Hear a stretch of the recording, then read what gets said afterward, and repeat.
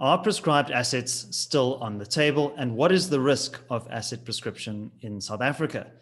The ANC's head of economic transformation, Enoch Godongwana, has said that the party is moving away from talk about prescribed assets. But does this mean that it is definitively off the table? To discuss this topic in more detail, I'm joined by Frans Cronje, the director of the Centre for Risk Analysis. Frans, welcome to the CRA channel. David, thank you.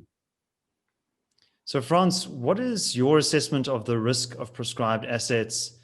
And is it an imminent risk, or has it been shelved on a temporary basis? I think, David, it's a virtual certainty that you're going to get prescribed assets in one form or another. And the reasons for that are many. Key is that the government's run out of money. The deficit this year around 700 billion rand out of an anticipated expenditure budget of 1.8 trillion. It's an impossible position. The budget deficit, even on the 3-year projection, is at levels of equivalent depth to what South Africa last saw in the 1980s, and prior to that, the Second and First World Wars. So the cupboard is bare. Fiscal cupboard's been exhausted, and the options facing the government are limited. One option is, of course, growth, structural reform, leading to much higher levels of economic growth. Many obstacles in the way of that. Chief of those is ideological. Within the government, the National Executive Committee of the ANC and the cabinet itself, which remains averse to many of those reforms. And I don't think we're going to see firm action on reform through the short to medium term. Second obstacle to growth is, of course, Eskom. And just on the Eskom projections alone, it's difficult to see how South Africa could aspire to an economic growth rate of much above 1%. And that's towards the top end over, again, the short to medium term. So the fiscal predicament remains. So growth is not an immediate way out of trouble. Second avenue out of trouble is, of course, austerity. You could spend a lot less. Now that's possible. We've done estimates on corruption and how much is leaked or leached out of the tax base, and the figure is extraordinary. South Africa arguably doesn't run a budget deficit if you can take corrupt and wasteful expenditure out of the system.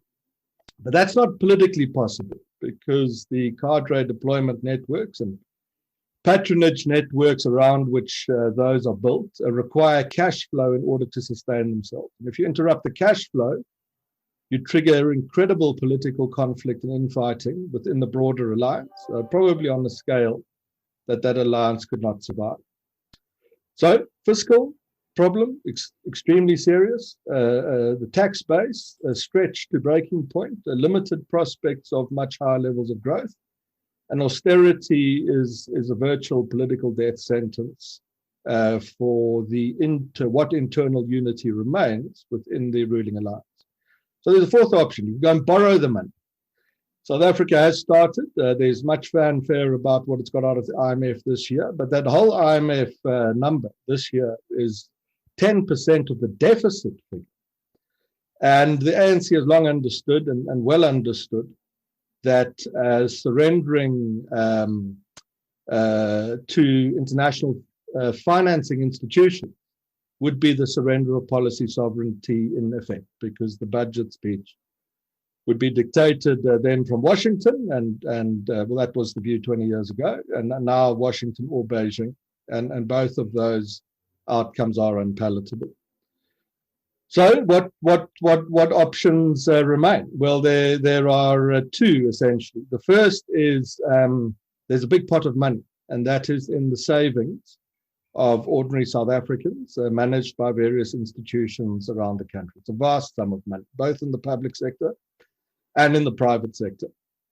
And for a considerable period of time, these things don't come out of the blue, a build-up over many years, much of it in parallel with the drive towards expropriation without compensation, which we've long maintained is directed at financial assets as much as at anything else. A climate of opinion is slowly created, supported by a legislative and policy foundation to make it possible for the state to pivot its spending and cadre deployment networks away from the tax base, which is beginning to fail, and onto that vast quantum of money held in savings and savings accounts. Now, at times this has been quite explicit. The ANC in various guises, resolutions and policy documents has called for prescribed assets by name. And at times, we'll get into that in a moment, it's become more subtle, and the impression's even been created that the idea is off the table, and I'll address that for you. If prescription doesn't happen, and by hook or crook, because that's what we're dealing with, these assets are not applied to plug spending gaps within the sort of state's expenditure realm, and therefore the deployment networks that depend on it. The last option is the printing of money. And the order of things in any society is it's first the tax base. Once that dries up, then you go to some form of prescription. And once that's exhausted, then you go to the printing of money. And the risk is that this is the trajectory that South Africa is now firmly on. Frans, Mr. Godongwana has stated that the party now wants to move away from talk around prescribed assets, but that the government still wishes to unlock private pensions in order to fund infrastructure projects. So this is a bit of a mixed message. Is the government sincere in its backing away from prescribed assets, or do you think that this is still a threat? What's happened, David, is this. Now, firstly, Enoch Godongwana is a sophisticated and capable political operator of a caliber far beyond many of the business and institutional leaders he confronts in his day job. What's happened is this. A very effective lobby was built to alert the public to the dangers of prescription and what might happen to their savings. As a consequence, public pressure against prescription grew, and it's in response to that pressure that the government is now nominally is the word, beginning to back off. And it's backing off in various ways. The first way is in saying that, look, none of this will be compulsory. We'll simply encourage it. Now, the same Enoch Godongwana is on the record saying that if banks don't voluntarily fund coal power projects in South Africa, we might have to compel them. So it's when voluntary is used, it's used in that sense. In every instance, it is a rule, very poorly understood in business, that where the African National Congress and government meets with considerable public resistance to a policy proposal, it will default to theory. And the theory is balance of forces theory. And what it holds is that you can advance your policy or revolutionary objective effectively when you meet with little resistance. As soon as resistance is encountered, you have to stop at once.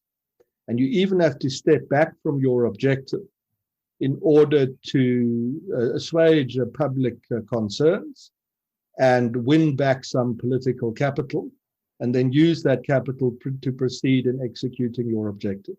And that is exactly what's happened here. Through my career, I've seen this happen time and time again.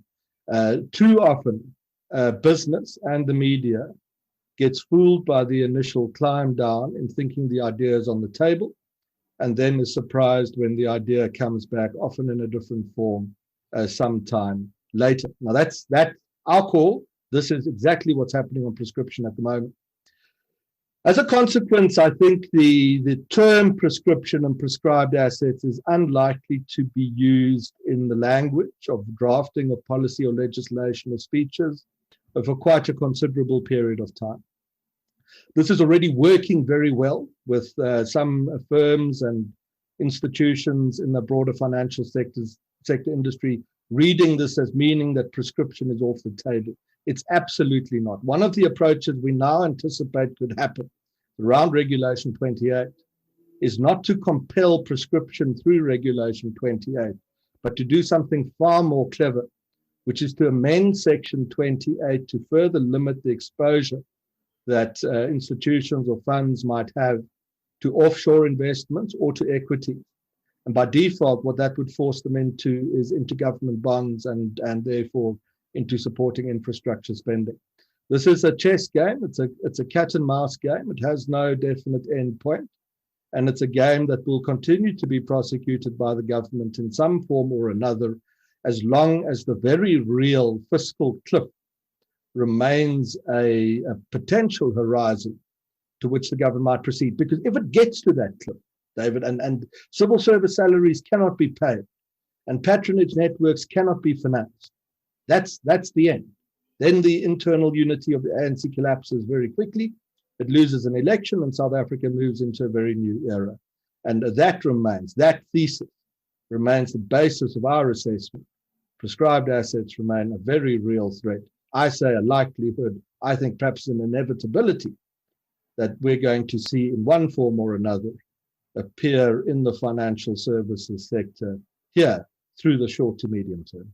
Frans, thank you very much for sharing these thoughts with us, and we'll certainly be watching the prescribed assets debate very closely. I think very important to not necessarily take what is being said by officials at face value, and to also very carefully monitor developments, particularly on Regulation 28 of the Pension Funds Act. So that's all we have time for today, but thanks, Frans. Thanks for sharing your thoughts with us. David, I think that's quite right. Thank you very much.